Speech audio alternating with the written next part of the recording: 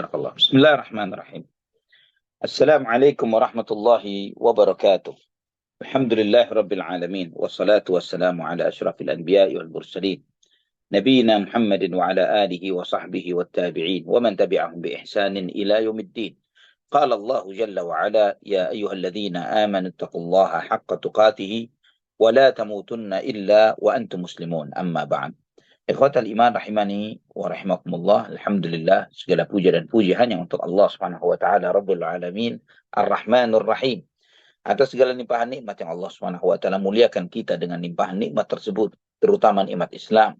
Nikmat yang sangat agung, yang sangat mulia. Yang di dalam nikmat Islam kita mendapatkan limpahan kebaikan-kebaikan yang luar biasa. Di antaranya adalah hidayah kita beribadah kepada Allah Subhanahu wa taala semata, petunjuk untuk beriman kepada Rasulullah sallallahu alaihi wasallam, hidayah untuk beriman kepada Al-Qur'anul Karim, hidayah menjalankan syariat-syariat yang agung dan mulia, dari menjalankan salat, puasa Ramadan, menunaikan membayar zakat dan menunaikan ibadah haji, dan semua syariat-syariat besar yang lainnya, taat kepada kedua orang tua, semua hal yang ma'ruf, dan menjauhkan diri dari segala hal yang munkar yang dilarang oleh syariat Islam. Ini semuanya di antara kebaikan dari risalah yang mulia ini, nikmat yang besar ini, yaitu nikmat dinul Islam. Ikhwatal iman rahimani wa rahimakumullah. Melanjutkan kajian sirah Nabi kita Muhammad bin Abdullah sallallahu alaihi wasallam. Kita masih membahas beberapa peristiwa yang terjadi pada tahun ke-6 Hijriyah. Tahun ke-6 Hijriyah. Yang pada pembahasan sebelumnya kita telah membahas utusan atau Sariyah Abdullah ibnu Atik, ya, Sariyah Abdullah ibnu Atik yang dikirim oleh Nabi Shallallahu Alaihi Wasallam untuk membunuh Salam ibnu Abil Huqaiq, ya, salah seorang tokoh Yahudi. Ya, ini setelah peristiwa perang Khandaq. Ikhwatul iman rahimani wa rahimakumullah. Abdullah Salam ibnu Abil Huqaiq di antara orang yang menghasut kelompok-kelompok yang ada yang mengepung kota Madinah. Dan setelah peristiwa itu, terbunuhnya Salam ibnu Abil Huqaiq, setelah terbunuhnya dia, maka kemudian ada seorang Yahudi yang bernama Yusair bin Rizam. Ya, Yusair bin Rizam. Karena setelah Salam bin Abil Huqaiq ini terbunuh, Yahudi mengangkat Yusair ibnu Rizam ini sebagai tokoh mereka. Yusair ini namanya dan sering juga dipanggil sebagai Usair. Dan ketika Yusair atau Usair ini diangkat sebagai pemimpin, dia menuju beberapa koalisi mereka dari Ghatafan dan yang lainnya. Dan tujuan utamanya adalah untuk menyerbu Rasulullah SAW dan kaum muslimin. Jadi mencoba untuk memobilisasi massa untuk melawan umat Islam. Dan hal ini diketahui oleh Rasulullah SAW. Dan untuk awalnya Nabi SAW mengutus Abdullah ibnu Rawaha radhiyallahu an bersama 3 orang, ya, mengutus beliau bersama 3 orang di bulan Ramadan tahun 6 Hijriah ini untuk mengamati, untuk melihat, untuk menanyakan tentang kebenaran berita dari Yusair bin Rizam ini tadi. Dan setelah disampaikan hal tersebut, ya, dan kemudian dia mendatangi Nabi SAW setelah mendapatkan kepastian akan rencana Yusair bin Rizam ini, dia mendatangi, kemudian balik kepada Nabi SAW dan menyampaikan apa yang terjadi, yaitu rencana makar Yusair bin Rizam memobilisasi massa, mengajak suku Ghatafan untuk melawan Rasulullah SAW setelah terbunuhnya Salam ibnu Abil Huqaiq. Maka Nabi Shallallahu Alaihi Wasallam pun mengerahkan sebagian sahabatnya, 30-an orang. Di situ ada di antara mereka ada Abdullah bin Unais radhiyallahu an, dan sebagai pemimpinnya ada Abdullah ibnu Rawaha radhiyallahu an. Maka mereka pun menuju Khaybar. Itu terjadi di bulan Syawal tahun ke-6 Hijriyah. Ya, di bulan Syawal tahun ke-6 Hijriyah. Mereka menemui Yusair bin Rizam. Kemudian mereka berkata kepada Yusair bin Rizam ini, "Nahnu aminuna hatta na'rida 'alaika ma ji'na lahu." Apakah kita dijamin keamanan kita sampai kita menginformasikan apa misi kita datang kemari? Kemudian kata Yusair, si Yahudi ini tadi, iya. Dan apakah aku juga mendapatkan hal yang serupa keamanan dari kalian? Maka mereka mengatakan iya. Maka kemudian kaum muslimin ini mengatakan bahwa Rasulullah SAW mengutus kami kepadamu agar engkau menemuinya, yang nantinya engkau akan diangkat sebagai pemimpin di Khaybar dan akan berbuat baik kepadamu. Dan hal itu membuat Yusair sangat berambisi untuk hal ini. Ya, orang-orang Yahud, ikhwatal iman rahimani wa rahimakumullah, mereka sangat berambisi akan kekuasaan. Maka ketika mendengar omongan ini, maka dia sangat berambisi untuk hal tersebut. Maka dia pun berencana untuk menemui Nabi Muhammad SAW untuk itu. Dalam riwayat yang lain disebutkan bahwa mereka mengatakan, innaka in qadim ta'ala Rasulullah SAW ista'malaka wa akramaka. Falam yazalu bi hatta kharan jama'ahum. Sesungguhnya jika engkau mau menemui Nabi SAW, maka beliau akan mengangkatmu sebagai pemimpin dan kemudian memuliakan. Dan terus mereka mempengaruhinya sampai Yusair bin Rizam berkenan untuk itu. Maka dia pun keluar bersama 30 orang Yahudi. Ya, bersama 30 orang Yahudi. Dan kaum muslimin ada berapa? 30 juga. Jumlah yang sama. Kemudian Abdullah bin Unais radhiyallahu an menempatkannya di atas ontanya. Sampai mereka tiba di satu tempat yang bernama Qarqarah Thibar. Ya, sampai di satu tempat namanya bernama Qarqarah Thibar, kurang lebih 6 mil dari Khaybar. Yusair ini merasa menyesal. Ya, dia menyesal dengan planning tersebut. Dia menyesal akan hal itu. Kenapa saya mau mengikuti hal ini? Mau datang kepada Nabi Muhammad SAW. Maka kemudian dia pun berusaha untuk menarik pedang yang dimiliki oleh Abdullah bin Unais yang memberikan tunggangan kepadanya. Abdullah menyadari akan hal itu. Maka kemudian dia mendorong untanya dan kemudian dia mengatakan, ghadran ya aduwallah, engkau mencoba untuk menipu kami, engkau mencoba untuk membunuh kami. Maka ikhwatal iman rahimani wa rahimakumullah, kemudian dia menarik pedangnya dan menebas kaki dari Yusair bin Rizam si Yahudi ini tadi sampai terpotong paha sampai kakinya. Maka Yusair pun jatuh, ya, jatuh dari ontanya dan dia memegang tongkat, dan dengan tongkat itu dia memukul kepala Abdullah bin Unais radhiyallahu an sampai berdarah. Maka semua sahabat yang ada 30-an orang ini terjadi peperangan, ya, yang perseteruan yang luar biasa dengan 30 orang Yahudi yang bersama mereka, yang membuat hampir seluruh Yahudi yang ada mati kecuali satu orang yang melarikan diri. Dan di antara umat Islam tidak ada satupun yang mati terbunuh. Maka mereka pun menemui Rasulullah SAW, menyampaikan apa yang terjadi, dan kemudian Nabi SAW bersabda, qad najjakumullahu minal qaumidz zalimin. Kalian telah diselamatkan oleh Allah dari kaum yang zalim.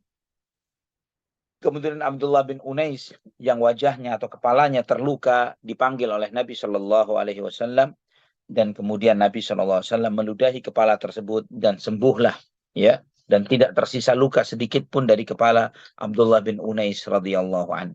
Ini di antara kemujizatan Rasulullah SAW.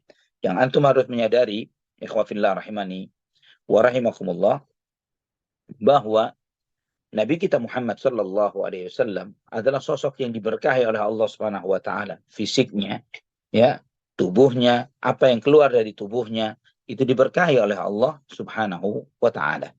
Dan ini tidak turun kepada seorang pun dari kerabat beliau, ya, kepada kerabat beliau. Ya, tidak turun kepada Ali bin Abi Thalib, tidak turun kepada Hasan atau Husain cucu Nabi SAW maupun yang lainnya. Maka tidak ada ceritanya sebagian sahabat misalnya berebut air minum Abu Bakar atau Umar atau Uthman atau Ali atau Hasan atau Husain, ya, memperebutkan sisa wudhunya, memperebutkan jejak sandalnya, ya, seperti yang dilakukan oleh sebagian kaum muslimin kepada yang mereka anggap sebagai keturunan Nabi SAW. Itu adalah sikap berlebihan yang salah, ya, sikap hulu yang salah. Jika benar mereka adalah orang-orang saleh, itu pun tidak dibenarkan untuk melakukan hal yang seperti itu. Berlebihan terhadap orang-orang soleh dengan cara yang seperti itu. Terlebih lagi jika ternyata sebagian besar mereka bukanlah orang-orang soleh, bukanlah orang-orang yang faqih, tidak mengerti ilmu agama, tidak memahami Quran was sunnah, tidak memahami sirah Nabi SAW, tidak memahami Quran wala sunnah Rasulullah SAW. Dan kemudian ikhwatal iman, syariah yang berikutnya yang terjadi di tahun ke-6 Hijriyah ini adalah syariah al-khabat. Syariah al-khabat. Apa itu yang dimaksud khabat? Nanti insya Allah kita akan bahasnya. Bahwa Nabi SAW mengutus Abu Ubaidah Ibnul Jarrah radhiyallahu an, salah seorang sahabat yang dijamin surga. Ya, beliau diutus dengan membawa 300 pasukan, 300 sahabat. Yang di antara 300 itu ada muhajirin wal ansar.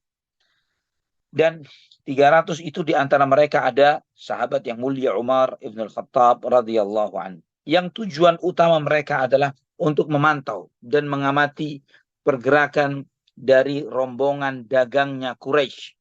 Ya, antum harus sadar ikhwafillah rahimani wa rahimakumullah, bahwa menghadang rombongan dagang Quraisy ini adalah untuk menyabotase ekonomi musuh. Dan itu juga sebagai salah satu contoh syiar dakwah, bahwa ketika kita mengembargo atau memboikot produk-produk musuh kita, bahwa itu di antara bentuk bagaimana strategi di dalam peperangan dan jihad di jalan Allah Subhanahu wa taala. Dan Nabi SAW mengutus mereka untuk melewati pesisir pantai. Ya, dan Nabi SAW 300 pasukan itu hanya dibekali dengan satu kantong kurma. Ya, dibekali dengan satu kantong kurma. Dan tidak ada bekal yang lainnya. Sampai ikhwatal iman rahimani wa rahimakumullah, ini satu kantong kurma ini dibekali untuk Abu Ubaidah bin Jarrah dan seluruh pasukan. Maka 300 orang membawa satu kantong kurma, maka tidak lama habislah kurma tersebut. Maka ketika bekal itu habis, Abu Ubaidah meminta supaya pasukan yang membawa bekal sendiri. Apakah benar tersendat ikhwatal iman? Ikhwafillah rahimani. Tersendat ya? Ya. Sebentar Kang Zee. Bismillah. Lancar di sini di tempat anak Ustadz.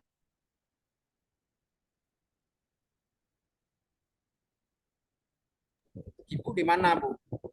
Ibu Katarina. Muammar lancar ya? Lancar sekali, jelas. Alhamdulillah. Oh, karena agak terputus-putus. Silakan dilanjut Ustaz. Naam. Wafakanallahu wa iyyakum. Nah, ikhwan fillah rahimani wa rahimakumullah. Kemudian dengan satu kantong ini setelah habis, maka Abu Ubaidah meminta supaya pasukan yang menyisakan membawa bekal dari rumahnya untuk dikumpulkan, untuk dimakan bersama. Maka dari kumpulan bekal yang ada dari rombongan ini mereka memakannya sedikit-sedikit. Dan bagaimana mereka memakan sedikit-sedikit itu tadi, 300 orang ini, ya. Setiap hari Abu Ubaidah memberi kepada masing-masing pasukan itu satu butir kurma. Ya, setiap hari mereka makan satu butir kurma. Satu hari satu butir kurma. Besok satu hari satu butir kurma. Subhanallah. Bagaimana cara makannya satu butir kurma ini tadi? Untuk muat dan cukup untuk bekal makan satu hari. Sedangkan perjalanan yang luar biasa. Ya, bukan naik turun kendaraan ber-AC. Di atas kuda atau di atas onta, di tengah terik panas matahari, di padang pasir yang luar biasa. Mereka hanya setiap harinya makan satu butir kurma. Bagaimana mereka mengkonsumsinya? Satu butir kurma itu mereka taruh di atas lidah dan mereka dorong air. Ya, mereka dorong air satu butir kurma itu. Jadi satu hari satu kurma. Jadi besok dimasukkan satu kurma lagi, ditaruh di atas lidah, didorong air, satu hari habis, besok satu kurma lagi. Terus demikian. Nah, jika antum mencoba untuk diet seperti ini, insya Allah sepekan antum akan kehilangan berat badan kurang lebih 10 kiloan insya Allah. Ikhwafillah rahimani wa rahimakumullah.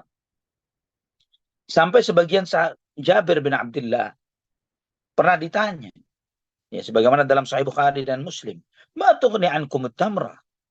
Bagaimana kalian bisa cukup satu hari makan satu butir kurma? Kemudian kata Jabir bin Abdullah, laqad wajadna faqdaha hina faniyat. Kami merasakan itu cukup ketika memang adanya cuma itu. Subhanallah. Dan ikhwatal iman rahimani wa rahimakumullah. Ketika ternyata 1 butir kurma per hari pun telah habis. Tidak ada lagi yang tersisa. Apa yang mereka makan? Mereka mengambil dari rerontokan dedaunan. Ini bukan daun-daun yang bisa kita makan lalapan seperti selada, ya daun-daun yang segar yang bisa kita makan yang di negeri ini, ya seperti Kang Zi mungkin makan poh-pohan mungkin, ya yang itu juga masya Allah nikmatnya, ya daun-daun yang hijau yang ada di negeri kita, masya Allah tabarakallah. Ini dedaunan yang dari pepohonan yang tumbuh di padang pasir, yang biasanya daunnya tebal, keras, dan itu ikhwah fillah rahimani wa rahimakumullah, bagaimana mereka memakan rorontokan daun yang tebal dan keras ini tadi, mereka tumbuk dengan tongkat-tongkat mereka, ya dengan kayu yang mereka bawa, kemudian mereka campur, mereka basahin dengan air, baru dimakan, ya, dan itu membuat sebagian dari mereka rahangnya berdarah, ya, sampai membuat dari geraham mereka berdarah, ya gigi mereka berdarah. Ikhwatal iman rahimani wa rahimakumullah. Membuat gusi-gusi mereka berdarah. Sampai mereka pun berdiam. Mereka menunggu di tepi lautan ini kurang lebih setengah bulan. Yang membuat mereka sangat kelaparan. Dan mereka pun hanya makan dari rontokan dari dedaunan yang ada yang tumbuh pada tempat itu. Maka rombongan ini atau pasukan itu biasa dikenal sebagai Jaisul Khabat. Ya, Khabat itu artinya rerontokan daun. Jadi tentara yang makan dari rerontokan daun. Yang itu rerontokan daun bukan daun-daun lalapan yang kita makan ya khawafillah. Ya, bukan daun-daun lalapan yang ajib, yang enak yang ada di negeri kita ketika kita makan nasi uduk atau yang semisalnya, ya. Yang lalapannya bisa kemangi, ya, bisa selada, bisa timun, yang lain sebagainya. Namun ini adalah dari daun-daun yang tumbuh di tengah padang pasir. Ikhwatal iman rahimani wa rahimakumullah. Karena itulah pasukan ini disebut dengan Jaisul Khabat. Nah, dalam kondisi yang seperti ini, ada salah seorang sahabat, anak dari Sa'ad bin Ubadah, namanya Qais. Ya, Qais. Anak dari Sa'ad bin Ubadah radhiyallahu anhuma. Dia seorang remaja, anak muda. Ayah dia, Sa'ad bin Ubadah, tokohnya Ansar, yang sangat disegani dan cukup punya kemampuan. Namun dia berinisiatif pada saat itu, dia mengatakan, ketika melihat kondisi yang kritis yang dialami oleh para sahabat, dia mengatakan, siapa yang membeli kurma dariku, tapi kurmanya ada di kota Madinah, dan itu dijual dengan onta kalian. Saya beli onta kalian bayar ontanya sekarang, nanti ketika sampai di kota Madinah, saya serahkan untuk kalian kurma dari ladang saya, dari kebun saya. Kemudian ada salah seorang dari Bani Juhainah bertanya, kamu siapa? Kamu ini siapa, wahai anak muda? Maka dia mengatakan, anak Qais bin Sa'ad bin Ubadah bin Dulaim. Aku adalah Qais bin Sa'ad bin Ubadah. Sa'ad bin Ubadah, seniornya sahabat Ansar. Maka si Juhani itu mengatakan, ma'arafani binasabik. Ya, kamu nggak perlu mengenalkan nasabmu. Karena aku punya hubungan baik dengan ayahmu. Ya, Sa'ad bin Ubadah. Maka kemudian pemuda ini, Qais ini, membeli dari suku Juhani itu 9 ekor onta. Yang dijanjikan masing-masing onta itu dihargai dengan 60 sa'. Ya, 60 sa' kurma. Yang akan dibayarkan ketika nanti pulang ke kota Madinah. Ikhwatal iman rahimani wa rahimakumullah. Dan di dalam transaksi itu diambilkan saksi dari salah seorang sahabat. Namun ketika dipanggil saksinya adalah Umar Ibn Khattab, Umar nggak mau.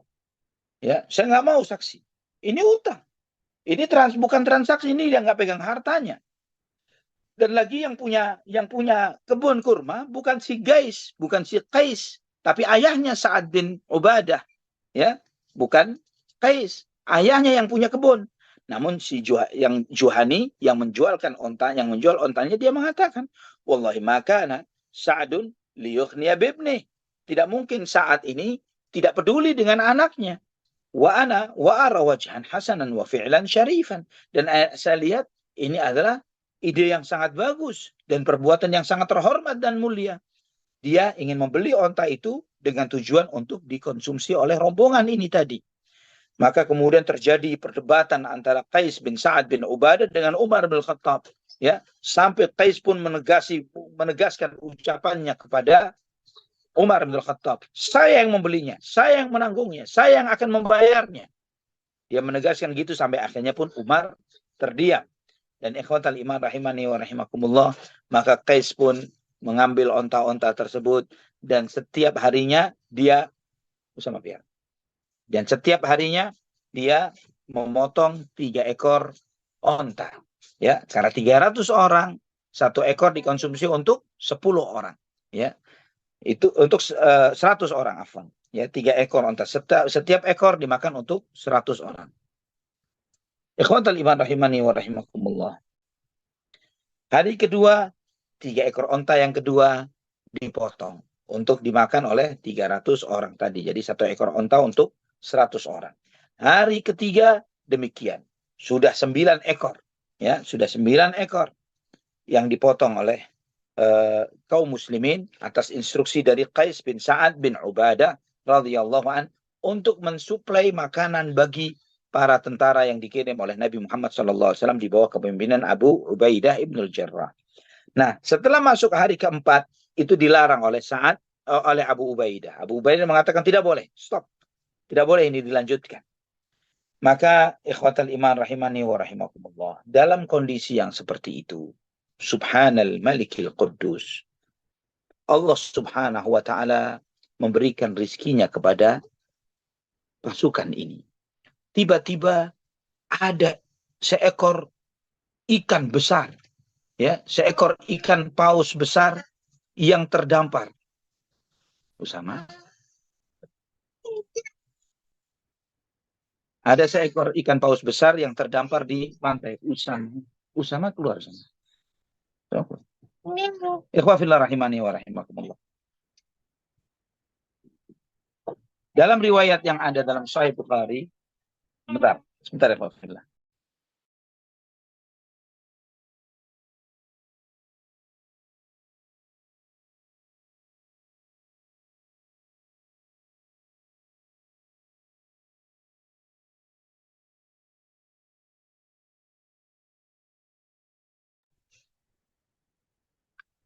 Dalam Sahih Bukhari, Jabir bin Abdullah radhiyallahu anhuma menyebutkan, subhanallah, di saat ketika kita mengalami krisis yang seperti ini, kemudian di tepi lautan itu tiba-tiba ada seekor ikan yang sangat besar, seperti sebuah bukit, ya, terdampar di sungai, di pantai tersebut. Dan binatang itu disebut dengan ambar, atau namanya ialah ikan paus. Ya, Abu Ubaidah mengatakan kepada para sahabat yang lain, ini bangkai, nggak boleh dimakan. Ya, di saat itu mungkin Nabi SAW belum menegaskan tentang laut, bahwa su'ila anil bahar qala wa tahuru ma'uhu wal hillu maitatuhu. Ya, bahwa airnya adalah mensucikan dan kemudian bangkainya adalah halal. Ikhwatal iman rahimani wa rahimakumullah. Abu Ubaidah mengatakan ini bangkai. Ya, sebagian lagi mengatakan lah, kita ini utusan dari Rasulullah SAW. Kita dalam kondisi fi sabilillah dan kita dalam kondisi yang darurat, kita makan. Maka kemudian ikhwatal iman rahimani wa rahimakumullah, mereka pun berdiam di tepi laut itu, ya, di tepi pantai ini selama 18 hari. Mereka memakan dari 300 orang ini, memakan dari bangkai ikan paus tersebut sampai mereka menjadi sehat, gemuk, ya, badan mereka menjadi gemuk dan mereka menjadi sehat. 18 hari mereka hanya makan dari bangkai daging ikan paus itu. Ikhwatan iman rahimani wa rahimakumullah.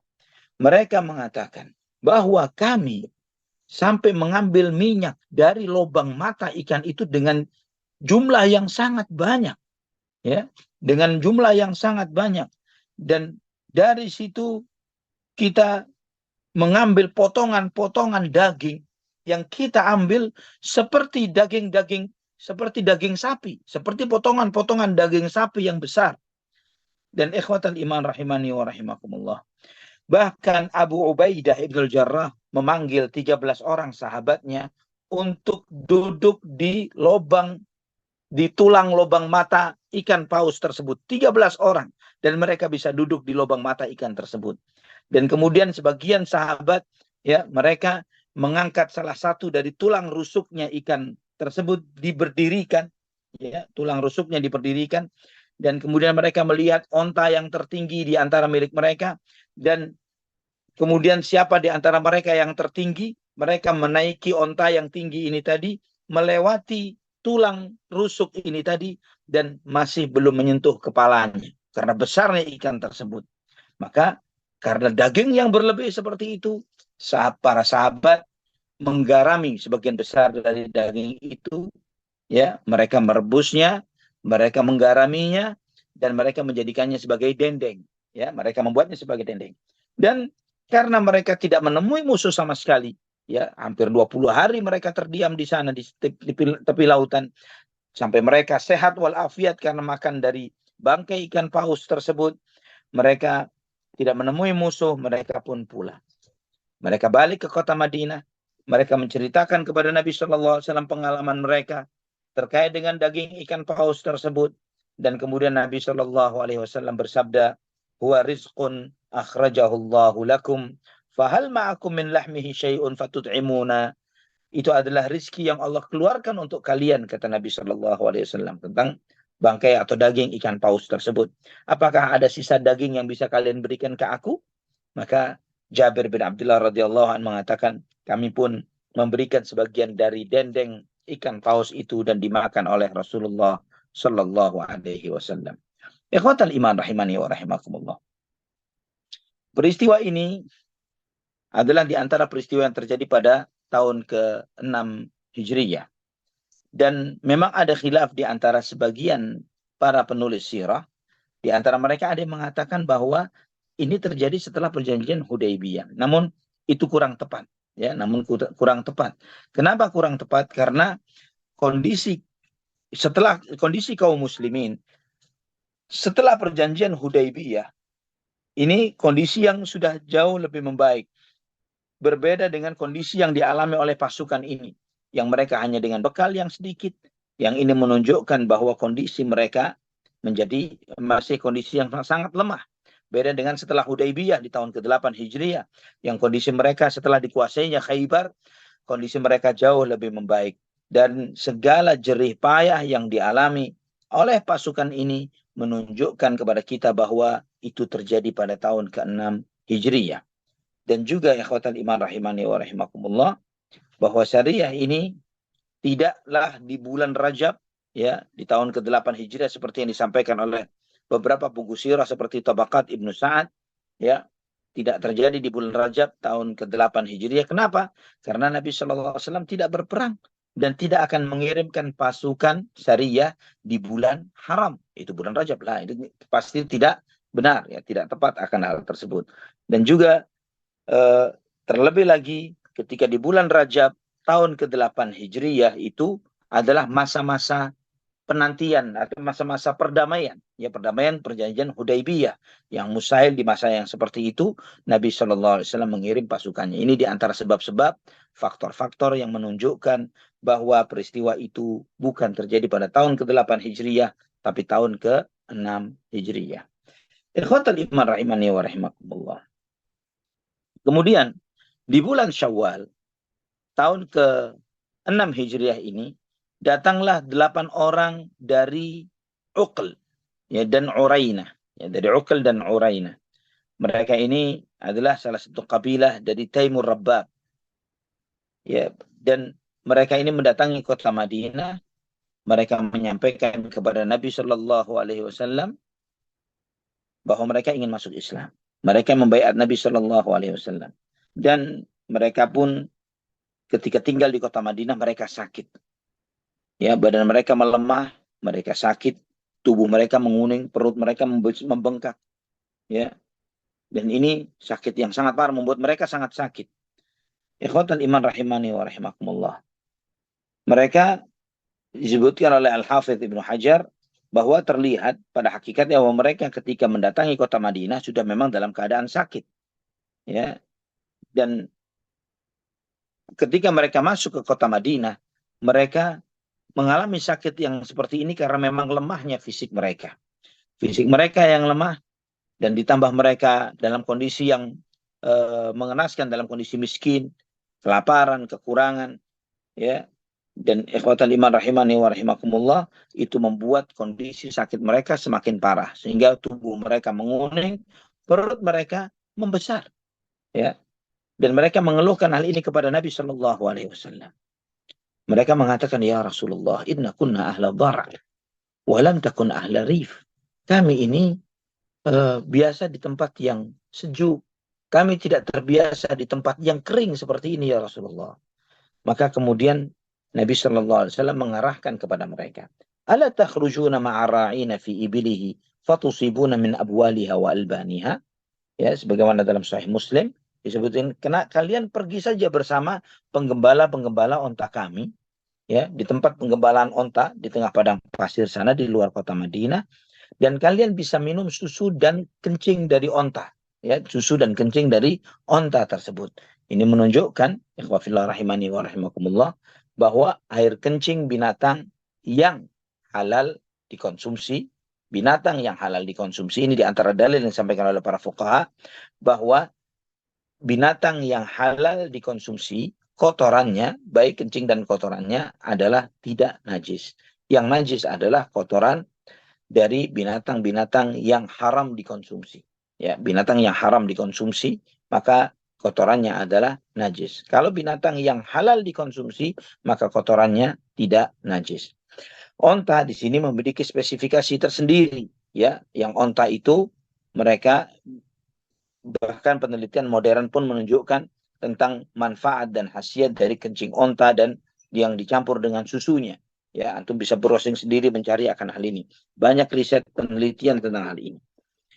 Maka Nabi Shallallahu Alaihi Wasallam memerintahkan orang-orang Uraniyin ini tadi untuk mengikuti onta-onta yang digembalakan oleh sebagian sahabat, ya, dari onta-onta sedekah. Maka mereka pun mau. Maka mereka pun keluar dari kota Madinah di tempat penggembalaan onta yang biasa para sahabat menggembalakan ontanya di sana. Mereka pun minum dari susunya dan kencingnya. Dan tidak lama setelah itu mereka pun sehat. Sehat.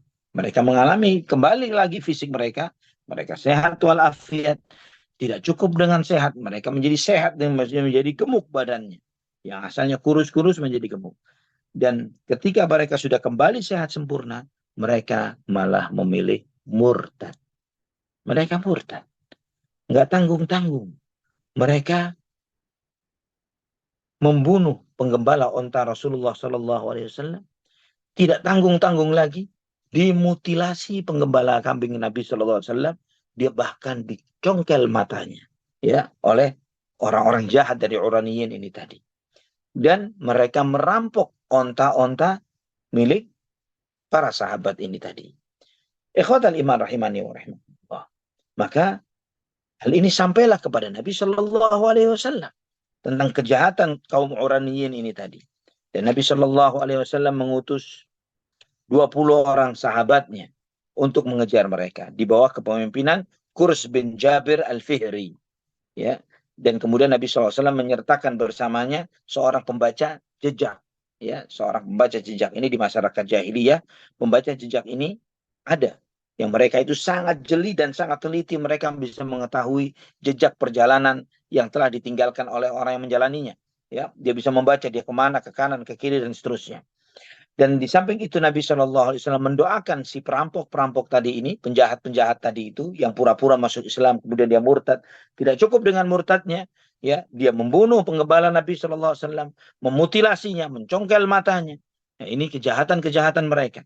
Maka Nabi SAW mendoakan, Allahumma a'mi alaihimut tariq, waj'alhu alaihim adyaqa min maski jamal. Ya Allah, butakan mereka dari jalannya, dan jadikan perjalanan mereka lebih sempit daripada kulit onta. Maka itu membuat mereka tidak menemukan jalan. Mereka tidak bisa lari. Ya. Maka ketika matahari telah meninggi, mereka pun dikepung oleh para sahabat, menawan mereka, mengikat mereka, dan kemudian menggiring mereka bersama onta-onta yang mereka curi sampai dibawa ke kota Madinah. Ikhwatal iman rahimani wa rahimakumullah. Dan karena kejahatannya, sebagaimana dalam syariat Islam, wa jazaa'us sayyi'ati sayyi'atu mithluha, bahwa hukuman dari sebuah kejahatan adalah dihukum dengan yang serupa. Ya, fa in aqabtum fa'aqibu bimithli ma uqibtum bihi. Jika engkau menegakkan suatu hukum, tegakkanlah hukum itu sesuai dengan dosa yang mereka perbuat. Karena mereka berbuat kejahatan itu, mereka mengintimidasi, mengancam, mereka mencuri, mereka membunuh, ya, dan mereka memutilasi, bukan cuma sekedar membunuh. Maka Nabi Shallallahu Alaihi Wasallam memerintahkan, ini di antara hukum yang paling berat yang ada di dalam syariat Islam, bahwa hukuman perampok yang di dalam merampoknya dia bukan cuma mengancam, tapi di samping mengancam dia mencuri, di samping mencuri dia melukai, di samping melukai dia juga membunuh. Maka dihukum oleh Nabi SAW dipotong tangan dan kakinya dengan silang. Dan karena mereka mencongkel mata yang penggembala onta Rasulullah SAW, maka mereka pun dihukum dengan hukuman yang serupa. Ya, dipaku mata mereka oleh para sahabat atas perintah Nabi SAW. Dan kemudian mereka dilemparkan, dibuang di tengah padang pasir. Dan ketika mereka minta minum, tidak diberi minum sampai mereka mati dalam keadaan seperti itu. Ikhwatan iman rahimani wa rahimakumullah. Dan kita tahu bahwa hukuman kejahatan adalah dengan yang setimpal dengan kejahatan tersebut. Ini adalah di antara sebuah keadilan. Ikhwatan iman rahimani wa rahimakumullah. Abu Qilabah menjelaskan bahwa mereka mencuri, membunuh, kafir setelah iman. Mereka memerangi Allah Subhanahu wa taala dan Rasulnya. Dan karena hal inilah Allah Subhanahu wa taala menurunkan firman-Nya di surat Al-Maidah ayat 33. Surat Al-Maidah ayat 33 Allah berfirman, "Innama jazaa'ul ladzina yuharibuna Allah wa rasulahu wa yas'auna fil ardi fasadan an yuqattalu aw yusallabu aw tuqatta'a aydihim wa arjuluhum min khilafin aw yunfaw minal ard. Dzalika lahum khizyun fid dunya wa lahum fil akhirati 'adzabun 'adzim." Sesungguhnya balasan bagi mereka yang memerangi Allah dan Rasul-Nya dan berbuat kerusakan di muka bumi, ini hukuman bagi para perampok. Yang perampok ini, ya, Allah Subhanahu wa taala menyebutkan, antum perhatikan ayatnya karena mengandung fikih yang luar biasa, bahwa ayyuqattalu, mereka hukumannya dibunuh, au yusallabu, atau disalib, au yuqatta'a aydihim wa arjuluhum min khilaf, atau dipotong tangan dan kaki mereka dengan silang, au yunfau minal ard, atau mereka diasingkan atau dipenjara. Dzalika lahum khizyun fid dunya. Itulah bagi mereka kehinaan di dunia, wa lahum fil akhirati 'adzabun 'adzim, dan bagi mereka di akhirat siksa yang berat. Ikhwatal iman rahimani wa rahimakumullah, jika antum perhatikan bagaimana Allah Subhanahu wa taala memberikan beragam opsi hukuman, ya, bukan dan tapi atau, ya, bahwa mereka dibunuh atau disalib atau dipotong silang tangan dan kakinya atau mereka diasingkan. Kenapa pakai atau? Kenapa bukan dan? Dan kenapa itu semuanya diberlakukan oleh Nabi SAW dengan dan bukan dengan atau? Artinya hukuman ini akumulatif dihukumkan oleh Nabi SAW kepada mereka. Karena tindakan perampokan, ikhwafillah rahimani wa rahimakumullah, perampokan ini bertingkat. Ya, sebagaimana para perampok itu, mereka melakukan tindakan perampokan itu beragam dan bertingkat.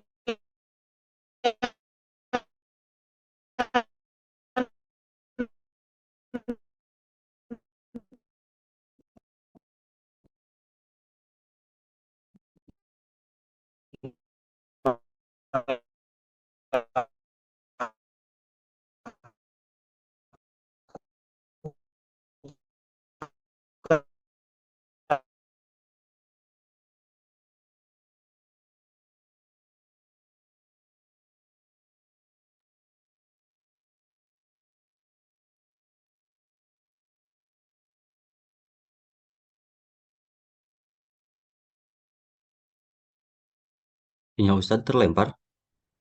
Nah, bismillah. Nyambung lagi, Kang Si. Ya Ustadz, Alhamdulillah baru nyambung lagi Ustadz. Allah barik fiik. Silakan dilanjut. Allah yang barik fiik Ustadz.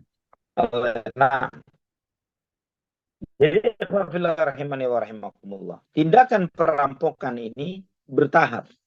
Ada yang cuma mengancam, ada mengancam plus mencuri, ada yang mengancam plus mencuri plus melukai, ada yang mengancam mencuri melukai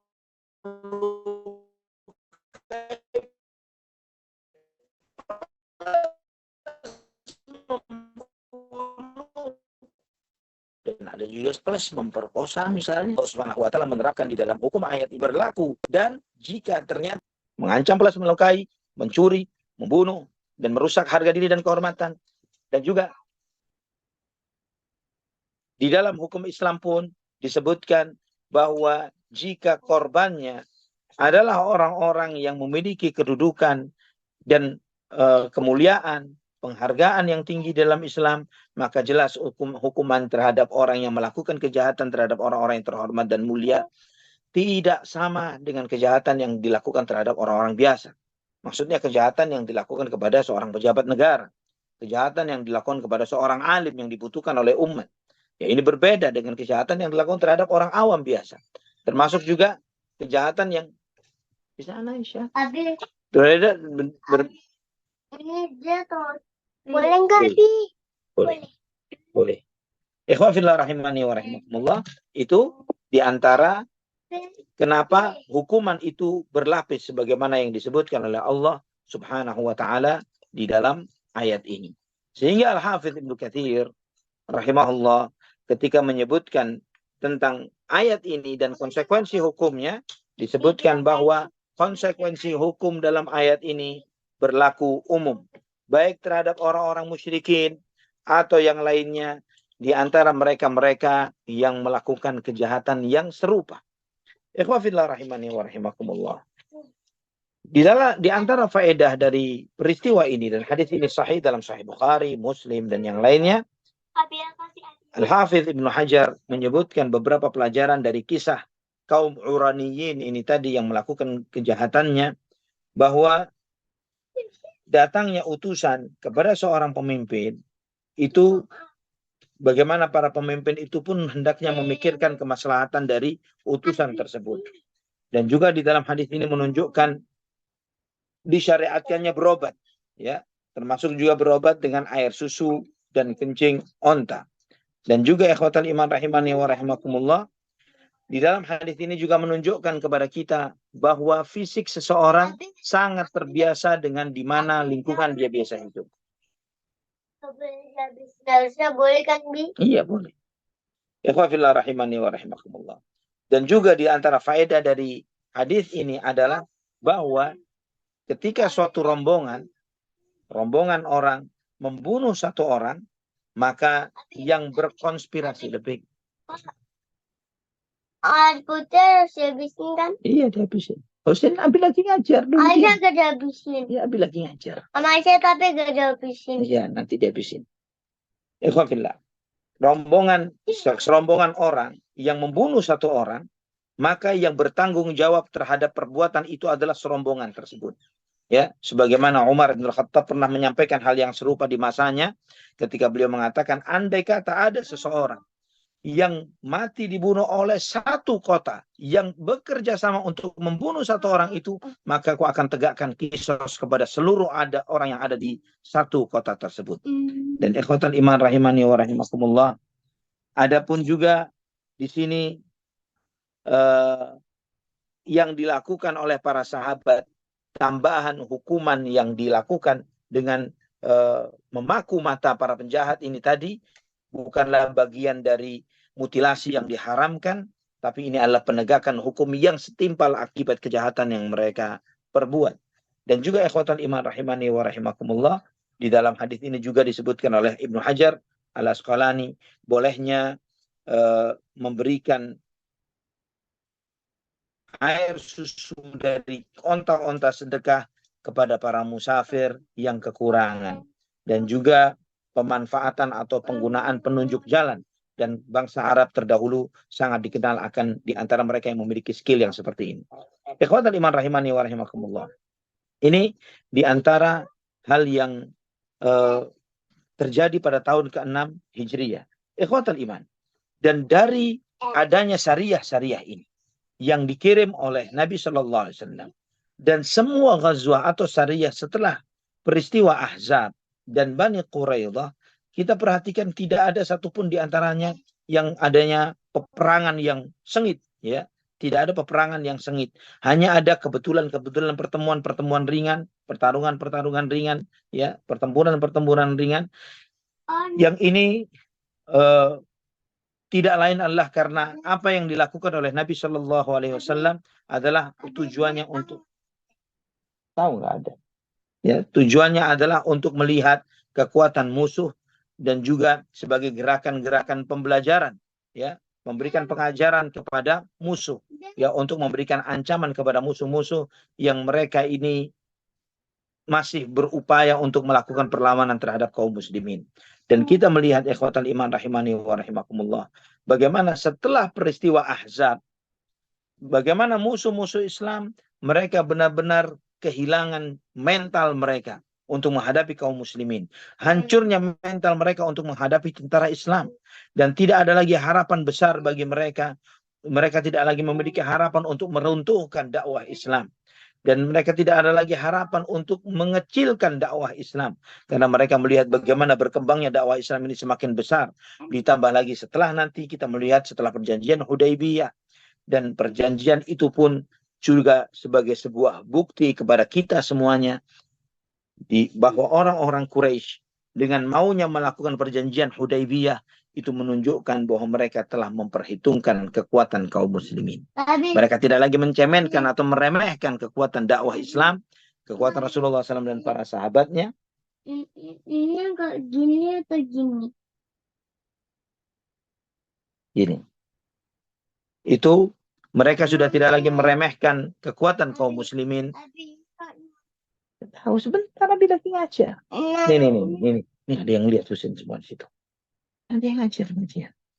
Ikhwafillah rahimani wa rahimakumullah. Kita melihat bahwa dengan adanya perjanjian Hudaybiyah, mereka memperhitungkan kekuatan umat Islam dan mereka tidak lagi meremehkan kehebatan kaum muslimin, kehebatan Rasulullah SAW dan para sahabatnya, yang setelahnya kita akan melihat bagaimana kekuatan itu menguasai seperempat dari Jazirah Arab tidak lama setelah peristiwa itu.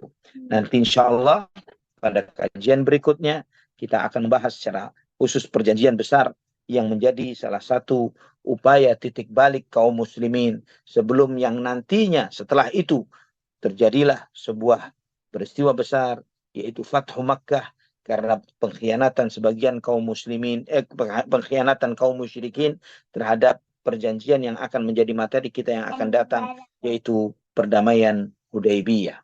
Perdamaian Hudaybiyah di antara salah satu titik balik bagaimana kaum muslimin mendapatkan kemenangannya.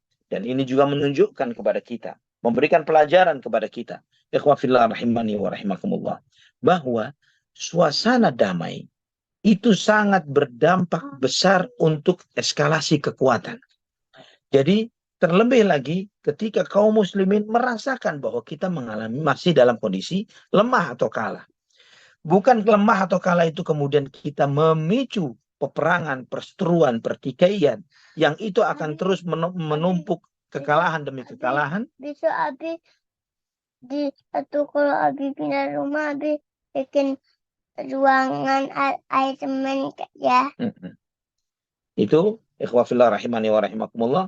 Dengan perdamaian itu kaum muslimin menambah eskalasi kekuatannya, menebarkan dakwahnya, memumpuk kekuatannya. Maka kita melihat bagaimana awal mula perjanjian Hudaybiyah ini adalah keberangkatan sebagian kaum muslimin, kurang lebih 3.000-an orang berangkat untuk umrah dan mereka terhalangi untuk itu. Namun ketika perjanjian ini itu dikhianati oleh orang-orang musyrikin Quraisy, maka datanglah kaum muslimin untuk Fathu Mekah dengan 10.000 orang yang itu tidak bisa dihadapi oleh Quraisy dengan jumlah yang sebesar itu.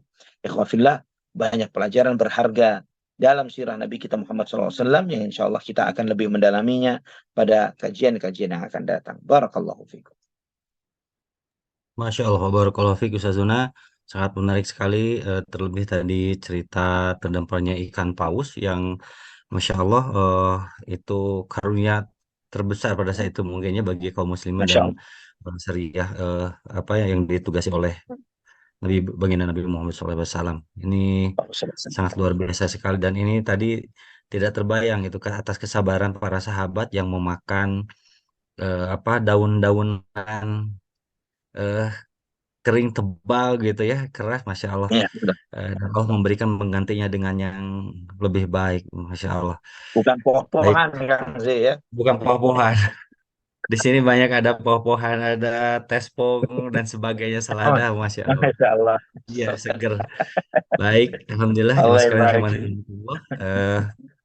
Cerita yang sangat menggugah sekali untuk apa namanya, yang sangat menginspirasi juga atas semangat. Mudah-mudahan kita lebih semangat lagi untuk bertolabul ini, melihat pengorbanan para sahabat pada saat itu yang sangat luar biasa sekali, yang tidak ada tandingannya.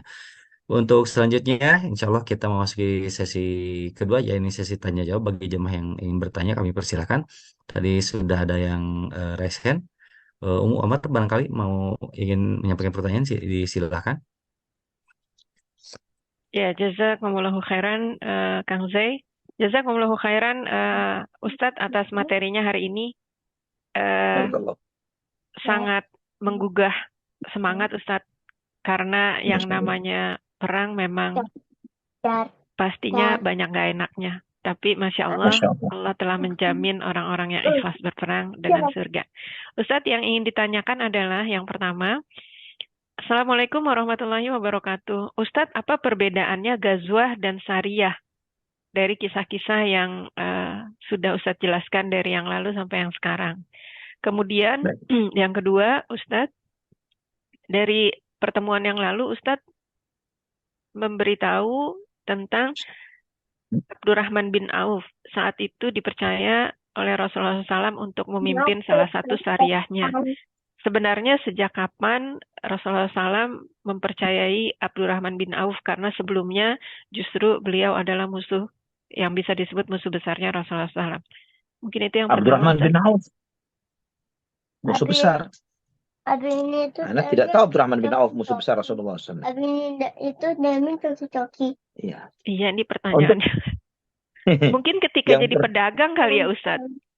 Iya, Abdurrahman bin Auf tidak pernah jadi musuh besar Nabi SAW. Insya Allah termasuk sahabat yang pertama masuk Islam, Abdurrahman bin Auf radhiyallahu anhu dari kalangan muhajirin. Dan untuk yang pertama, pertanyaan tentang Ghazwah dan Sariyah. Ghazwah adalah pasukan yang di situ Nabi SAW turut serta di dalamnya. Itu Ghazwah. Adapun Sariyah tanpa ada kesertaan Nabi Muhammad SAW. Ya, Sariyah tanpa kesertaan Nabi.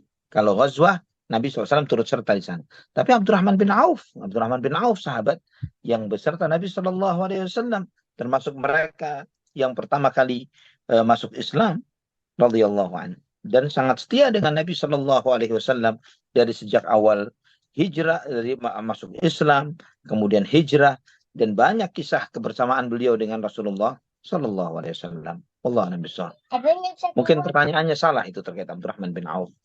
Iya, ini dikasih tahu juga. Iya, salah, Ustaz. Masya Allah. Nah, Iya. Pertanyaan yang kedua, Ustaz. Assalamualaikum warahmatullahi wabarakatuh. Assalamualaikum warahmatullahi wabarakatuh. Ustaz, tentang penemuan tadi ikan yang besar dan menandakan bahwa semua ikan itu dan hewan laut bisa dimakan ketika mati. Tetapi bila ada yang mengatakan udang ini kan kotorannya ada di dalam tubuhnya, dan terkadang kalau udang itu tidak dibersihkan semuanya. Apakah hal ini dilarang ya Ustadz? Karena di tempat saya ada juga orang Kristen yang bilang bahwa mereka tidak makan udang karena udang kotor, karena di dalam tubuhnya ada kotoran. Bagaimana penjelasannya ya Ustadz? Jazakumullahu khairan.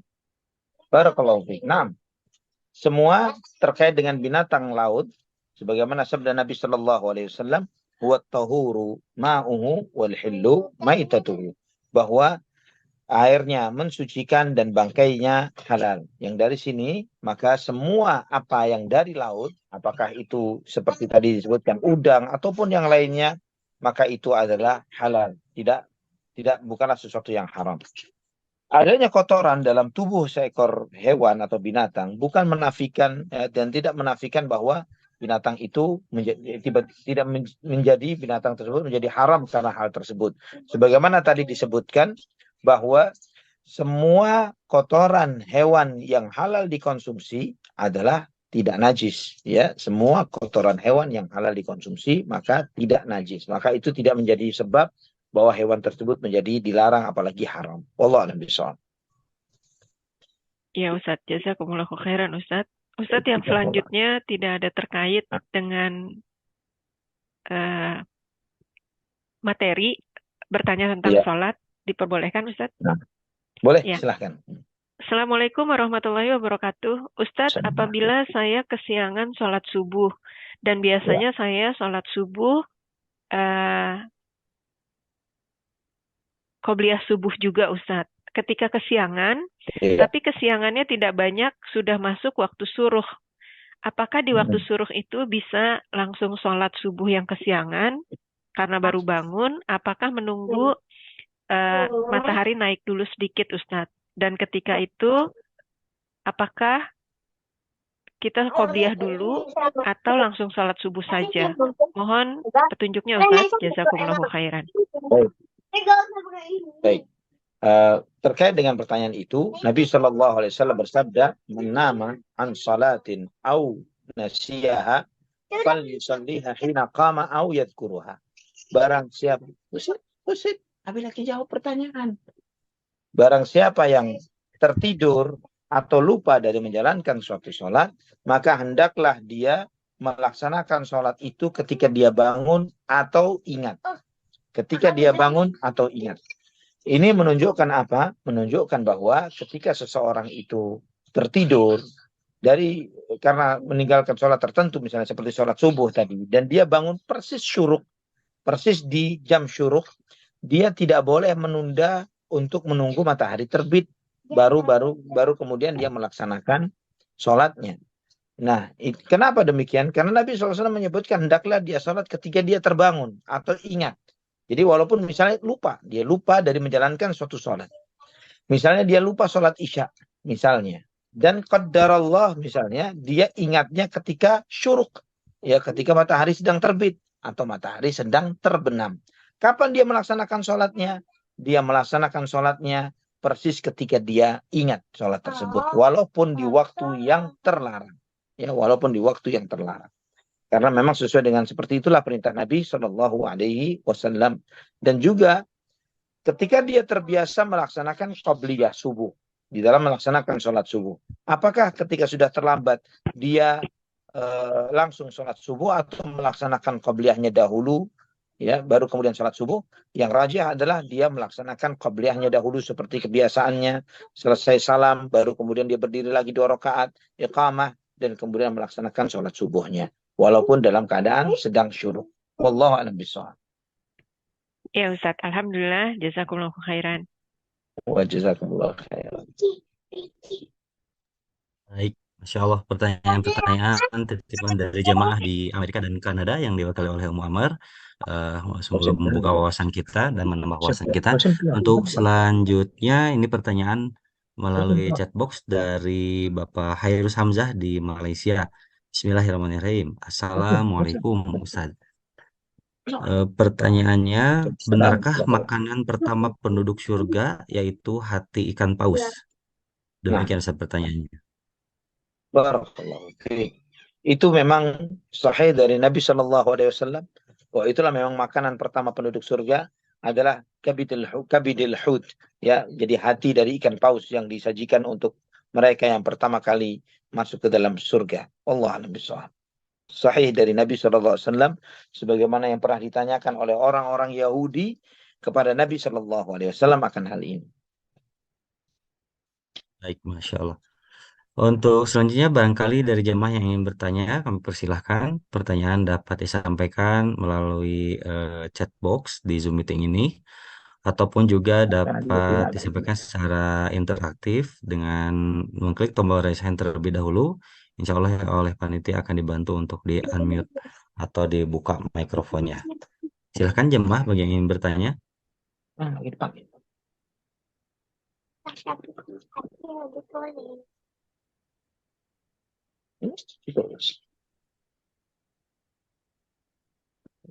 Rupanya tidak ada lagi yang bertanya, Ustaz. Di chat Baik. box juga tidak ada yang bertanya dan tidak ada yang resen. Mungkin kesimpulan kajian pada malam hari ini, silakan Ustaz sebelum ditutup kajiannya. Nah, ikhwan fillah rahimani wa rahimakumullah. Pada kesempatan berikutnya insya Allah kita akan membahas tentang perdamaian Hudaybiyah atau perjanjian Hudaybiyah. Dan kita melihat ikhwan fillah rahimani wa rahimakumullah di dalam peristiwa-peristiwa yang kita kaji pada saat ini, sebagaimana sebelumnya telah kita sampaikan bahwa seluruh syariah yang dikirim oleh Nabi Shallallahu Alaihi Wasallam setelah peristiwa Al-Ahzab dan Bani Quraidah adalah syariah yang tujuannya untuk menegaskan keeksistensi umat Islam dan menunjukkan bahwa umat Islam bukanlah umat yang lemah, bahwa upaya pengepungan yang pernah mereka lakukan, yang kemudian kaum muslimin menghadapinya dengan menggali khandak atau parit, itu bukanlah sebagai sebuah aksi yang menunjukkan kelemahan, tapi bagaimana kemudian Nabi Shallallahu Alaihi Wasallam menunjukkan kepada mereka semuanya kelebihan umat Islam, keunggulan mereka, bagaimana para sahabat dan kaum muslimin secara keseluruhannya menunjukkan kepada lawan-lawan dakwah mereka yang berupaya untuk menghabisi mereka, ya, seperti terhadap Bani Quraidah dan penegakan hukum terhadap mereka, dan kemudian juga kabilah-kabilah yang ada di sekeliling kota Mekah, di sekeliling kota Madinah, yang ikut serta di dalam kejahatan upaya untuk membuat makar terhadap kaum muslimin. Nabi Shallallahu Alaihi Wasallam menegakkan hukum terhadap mereka semuanya, dan itu menunjukkan kekuasaan dan kedaulatan beliau Shallallahu Alaihi Wasallam, dan bagaimana beliau Shallallahu Alaihi Wasallam menunjukkan dan memberikan keamanan kepada para pengikutnya, kepada rakyatnya, ya, kepada di bawah mereka yang berada di bawah amanah beliau Shallallahu Alaihi Wasallam, dan itu memang salah satu amanah yang dibebankan oleh Allah Subhanahu Wa Taala kepada setiap para pemimpin, agar mereka memberikan jaminan keamanan kepada rakyat yang dimana mereka hidup di bawah kepemimpinannya. Ikhwah fillah rahimani wa rahimakumullah, sebagaimana berulang-ulang Anda sampaikan di dalam kajian-kajian sirah ini, bahwa setiap kita, siapapun kita, apapun latar belakang kita, kita akan mengambil banyak ibrah dan pelajaran yang sangat berharga dari kehidupan Nabi kita Muhammad SAW. Karena kita belajar sirah ini, kita belajar untuk menjalani kehidupan dan belajar untuk bersikap. Bahkan berapa banyak pejuang nasional. Ya, antum bisa membaca misalnya perjalanan hidup Hos Cokro Aminoto, Haji Umar Said Cokro Aminoto. Beliau di dalam perjuangan, dalam memperjuangkan kemerdekaan, beliau ini sering kali mengutip dari sirah Nabi Muhammad SAW. Ya, itu yang sering beliau kutip, dan beliau mengatakan bahwa belajar dari sirah, dari tarikh Nabi Muhammad, bahasa beliau tarikh, ya, dari tarikh Nabi Muhammad SAW, belajar dari tarikh atau dari sejarah Nabi Muhammad SAW. Itu yang sering kali beliau selalu suarakan, bagaimana umat Islam itu memiliki keunggulan pemahaman, ya, dengan tauhid yang setinggi-tingginya, dan seterusnya, dengan slogan-slogan yang beliau sampaikan dengan tujuan untuk memberikan semangat kepada kaum muslimin, bahwa beliau menyampaikan bahwa seorang pejuang kemerdekaan haruslah seorang yang jago menulis, seorang yang jago berpidato, berceramah, yang memiliki kemampuan orasi yang bagus. Maka di antara murid-muridnya ada, di antaranya adalah Bung Karno, ya, di antara murid-murid dari Hos Cokro Aminoto, dan itu sangat kental, antum bisa melihat di dalam karya peninggalan beliau, karya-karya tulisnya, bagaimana beliau menekankan pentingnya mengkaji sirah, dan itu menjadi salah satu inspirasi perjuangan bangsa Indonesia untuk mendapatkan kemerdekaannya. Dan itulah juga yang memberikan semangat kepada para pejuang kaum muslimin dimanapun, di timur dan di barat, termasuk saat ini yang ada di Palestina, bahwa mereka yakin bahwa suatu kemenangan, sebuah kemenangan memang butuh pengorbanan. Jika ada sebuah kejayaan, kemenangan, dan itu diperoleh tanpa pengorbanan, maka semestinya para nabi pasti mendapatkan jatah tersebut. Namun antum melihat para nabi pun penuh dengan perjuangan. Demikian pula Nabi kita Muhammad SAW. Harus ada pengorbanan, harus ada perjuangan untuk meraih kemenangan. Itulah yang disampaikan oleh Allah Subhanahu wa Ta'ala kepada kita semuanya, bahwa setiap mereka yang jatuh berguguran di medan jihad tidaklah disia-siakan pahala mereka oleh Allah. Mereka adalah orang-orang yang mati mulia di sisi Allah Subhanahu wa Ta'ala. Dan jangan engkau mengira, la tahsabanna alladhina qutilu fi sabilillahi amwat bal ahya'un 'inda rabbihim yurzaqun. Jangan engkau mengira bahwa mereka yang terbunuh di jalan Allah itu mati, namun mereka adalah hidup di sisi Tuhan mereka. Mereka diberi rizki oleh Allah Subhanahu wa Ta'ala. Ini ikhwafillah rahimani wa rahimakumullah, pelajaran kita dari sirah Nabi kita Muhammad bin Abdullah sallallahu alaihi wasallam, yang insyaallah kita pada pembahasan berikutnya kita akan membahas tentang perjanjian atau perdamaian Hudaybiyah. Barakallahu fikum. Aqulu qawli hadza subhanakallahumma bihamdik asyhadu an la ilaha illa anta astaghfiruka wa atubu ilaik. Wassalamu alaikum warahmatullahi wabarakatuh. Waalaikumsalam warahmatullahi wabarakatuh. Syukran jazakallahu khairan kepada Ustazana Ali Hasan Babazir hafizahullah taala yang telah menyempatkan untuk berbagi kembali dengan kita, menyampaikan kajian sirah Nabi sallallahu alaihi wasallam. Insyaallah akan dilanjut ke pekan depan dengan tema perjanjian Hudaybiyah. Terima kasih Ustaz atas kehadirannya. Selamat Wan, beristirahat. Semoga Allah Subhanahu wa taala menjaga Ustaz mohon dan juga maaf atas keluarga senantiasa sehat. interupsinya, Kang Zai. Ya, gimana Ustaz? Aman, aman. Atas interupsinya. Aman Ustaz. Itu iklan Ustaz. Alhamdulillah. Barakallahu fikum. Sangat menghibur. Terima kasih Ustadz semuanya atas kehadiran pada malam hari ini. Selamat istirahat Ustadz. Barakallahu fikum. Wafikum barakallah. Assalamualaikum warahmatullahi wabarakatuh. Waalaikumsalam warahmatullahi wabarakatuh. Jamaah sekalian, rahimani wa rahimakumullah. Demikianlah perjumpaan kita bersama Ustazana Ali Hasan Babazir hafizahullah taala, yang dimana di tengah kesibukan beliau menyempatkan untuk berbagi ilmu kepada kita semua yang hadir di Bumiku Mengaji. Insya Allah untuk kajian-kajian berikutnya akan kami sampaikan pula di grup WA Bumiku Mengaji, baik grup WA Ikhwan maupun juga grup WA Akhwat. Dan juga tentu saja akan disebarluaskan informasi kajian Bumiku Mengaji di Instagram Bumiku Mengaji dan Facebook Bumiku Mengaji. Atas nama kru dan juga panitia Bumiku Mengaji yang bertugas pada malam hari ini, mengaturkan banyak terima kasih atas kehadiran jamaah sekalian, atas kontribusinya, atas atensinya. Semoga Allah Subhanahu wa taala menjadikan pahala kepada kita semua, pahala thalabul ilmi. Dan mudah-mudahan Allah berikan keistiqomahan kepada kita semua, kemampuan untuk mengamalkan dan menyampaikan atas ilmu yang kita dapatkan ini. Barakallahu fikum. Akhir kalam, kami aturkan jazakumullahu khairan. Kita akhiri dengan hamdalah dan doa kifaratul majlis. Alhamdulillahirabbil alamin. Subhanaka Allahumma bihamdika asyhadu alla ilaha illa anta astaghfiruka wa atubu ilaik. Assalamualaikum warahmatullahi wabarakatuh.